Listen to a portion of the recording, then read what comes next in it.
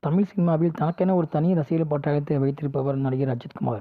இவர் தனது நடிப்பில் 63வது திரைப்படமான good bad ugly Adhik Ravichandran இயக்கத்தில் நடிச்சிட்டு வராரு. இந்த படத்தில் அஜித் கூட இணைந்து த்ரிஷா, பிரசன்னா, சுனில், அர்ஜுன் தாஸ், பிரபு உள்ளிட்ட பல முக்கிய கதாபாத்திரங்கள்லாம் நடிச்சிட்டு வராங்க. மைத்ரி மூவிஸ் மேக்கர்ஸ் தயாரிக்கிற இந்த நிறுவன படம் ஏற்கனவே பொங்கல் பண்டிகையை முன்னிட்டு தான் வெளியாகும்னு அறிவிக்கப்பட்டிருந்தாங்க. இருந்தாலும் தற்போது இந்த படத்தோட ரிலீஸ் தள்ளி போகும் சூழல் உருவாகிறது. ஏன்னு கேட்டிங்கன்னா, அஜித்தோட மற்றொரு படமான விடாமுயற்சி படம் பொங்கலுக்கு முன்னிட்டு கண்டிப்பாக வெளியிடுறதுன்னு சொல்லியிருக்காங்க. அதனால் இந்த குட் பேட் அக்லியோட படத்தை தள்ளி போகுது. இந்த நிலையில் குட் பேட் அக்லி படத்தில் அஜித்தோட படப்பிடிப்பு இன்றுடன் நிறைவடைந்ததாக இயக்குனர் ஆதிக் ரவிச்சந்திரன் தெரிவிச்சிருக்காரு. இது தொடர்பாக அவர் வெளியிட்டுள்ள எக்ஸ் தள பதிவில் என்ன சொல்லியிருக்காருன்னா, இந்த வாழ்நாள் வாய்ப்பை எனக்கு வழங்கியதற்கு நன்றி அஜித் சார். என்னுடைய கனவு முழுமையடைந்தது.